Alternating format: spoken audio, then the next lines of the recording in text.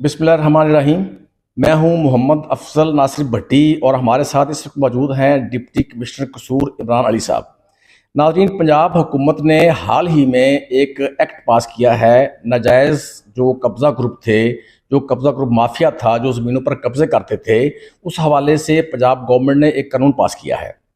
हम डीसी साहब से बात करेंगे कि ये कानून क्या है, ये कब से नाफिजुल अमल होगा, इससे जो मुतासरा अफराद हैं कैसे रिलीफ हासिल कर सकेंगे, एप्लीकेशन कैसे देंगे और इसका फैसला कैसे होगा, और जो फैसला है वो कितनी मुद्दत में मुकम्मल होगा। जी सर।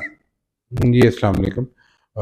बेसिकली जी ये इमूवेबल प्रॉपर्टी के लिए, ज़मीन के लिए, ज़मीन के मामले में किसी की अगर कोई मलकियत है तो पंजाब ने बेसिक प्रोटेक्शन दी है थ्रू ऑर्डिनेंस, जिस प्रोटेक्शन में इमूवेबल प्रॉपर्टी अगर किसी की मलकियत है और उस पर कोई किराएदार काबिज हो जाता है, या वैसे जनरली कोई बंदा आके आपके हिस्से के ऊपर जो कि मलकियत है और आपके नाम पे है उस पर आके बैठ जाता है, उसके अंदर कुछ सज़ाएं मेंशन की गई हैं। इसको 3 तरीके से चलाया जाएगा। एक, सबसे पहले ये एप्लीकेशन जमा होगी डिप्टी कमिश्नर ऑफिस में, डिप्टी कमिश्नर के पास।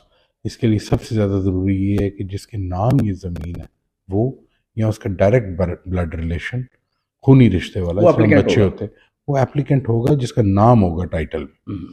वहाँ से ये 1 दिन 2 दिन के अंदर कमेटी में समन कर लिया जाएगा। जो बंदे, फील्ड की रिपोर्ट आ जाएगी असिस्टेंट कमिश्नर और पटवार के थ्रू, वो दोनों पार्टीज को समन कर लिया जाएगा कमेटी के सामने।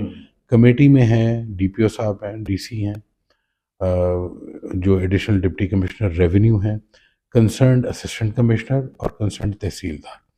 वो रिपोर्ट ला के फिजिकल और रिकॉर्ड बेसिस की सामने रख दी जाएगी। अगर कोई बंदा टाइटल के अगेंस्ट काबिज पाया गया और उसके पास कोई लीगल डॉक्यूमेंट ना हुआ, जिस तरह किरायानामा होता है या जिस तरह होता है कि एग्रीमेंट है, और वो काबिज पाया गया, तो वहीं से उसकी प्रपोज करके ट्रिब्यूनल को भेज दिया जाएगा। तो उसमें क्या ट्रिब्यूनल में हैं जी हाई कोर्ट के जज साहब। अच्छा। तो उस जो सिंगल ट्रिब्यूनल है उसको हमारी प्रपोजल चली जाएगी कि क्या इसको सज़ा देनी चाहिए। जिस बंदे ने कब्जा किया हुआ है, इसमें 5 साल की सज़ाएं हैं, $1 मिलियन का फ़ाइन है, अच्छी खासी सज़ा है, ताकि ये इस चीज़ को ख़त्म किया जा सके।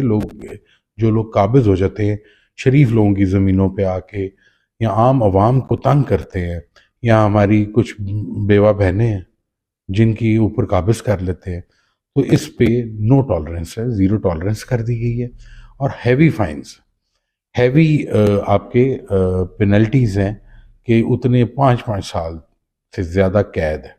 इसमें जो दूसरी साइड है वो ये है कि अगर कोई बंदा गलत एप्लीकेशन देगा, अच्छा, झूठा भी करेगा, तो उसके लिए भी 2 साल की कैद प्रपोज की गई है। ठीक है, तो ये बेसिकली जल्दी इंसाफ, ताकि लोग रिपोर्टों में और सिफारिशों में ना डूबे रहें। लोग 5-5 साल 3-3 साल से कभी एक दफ्तर से दूसरी रिपोर्ट पे ना जाए, उधर ही कमेटी फैसला करे।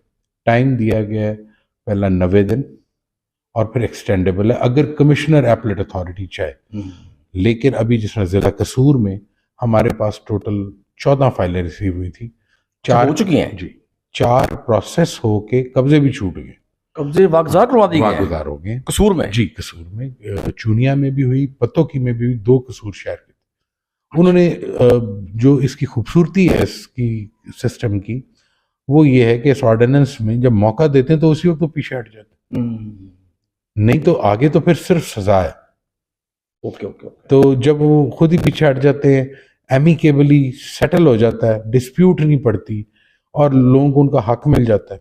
इसमें वो जुर्माना भी रखा गया कि अगर किसी ने किसी की मलकियत को इस्तेमाल किया और वो बंदा नहीं सेटल हो रहा, डिस्प्यूट रिजॉल्व नहीं हो रही, तो ये भी प्रपोज होगा एक्शन में कि इसको इतना जुर्माना किया जाए कि इसने इसकी मलकियत को इस्तेमाल किया इतना अरसा और ज़ोर ज़बरदस्ती से हरकत की है इसने। फिर इसके अलावा जो आपकी जो कसूर में ज़िले में हमारे पास टोटल 14 से 16 फाइल्स हुई, आज की डाल के 16 फाइल्स हो जाती। उनमें से 6 से 7 फाइल्स जो थी वो हमें रिग्रेट करनी पड़ी क्योंकि उसका डाटा पूरा नहीं था, या तो टाइटल वाला नहीं आया, या अभी ज़मीन की तकसीम नहीं हुई भी, क्लियर टाइटल नहीं। क्लियर टाइटल का मतलब ये है कि अगर उस बंदे के नाम ज़मीन है, उसका घर उस पर बना हुआ है, या उसकी ज़मीन भी है खेती बाड़ी वाली, तो उसकी डिमार्केशन उसके नाम पे हुई हुई है ऑलरेडी।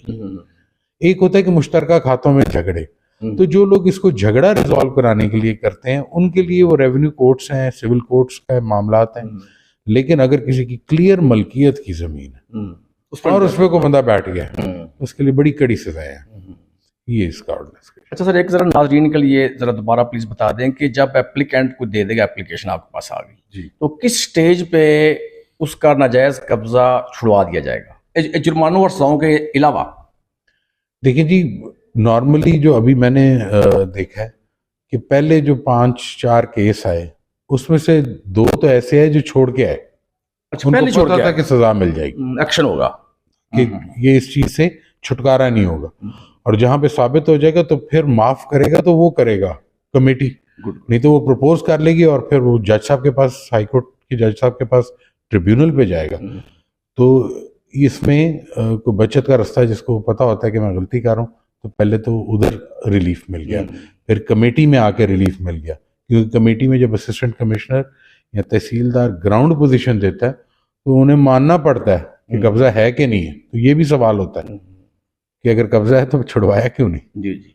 अच्छा सर, आप एक क्या मैसेज देना चाहेंगे जो प्रोफेशनल कब्जा ग्रुप्स हैं, जो लोगों से ज्यादती करते हैं, बदमाशी करते हैं, उनके लिए, और जो एक शरीफ आदमी है, जो मुतासर अफराद हैं जिनकी जमीनों पर कब्जे हो चुके हैं और वो बात नहीं कर सकते, उनके लिए क्या जवाब आपका पैगाम होगा? देखिए जी, जिस तरह यहाँ पर डिप्टी कमिश्नर का ऑफिस सुबह आए, वैसे भी ओपन डोर पॉलिसी है यहाँ पर, लेकिन फिर भी अपनी दरख्वास्त जमा करा दें within a week time, हाँ या ना हो जानी।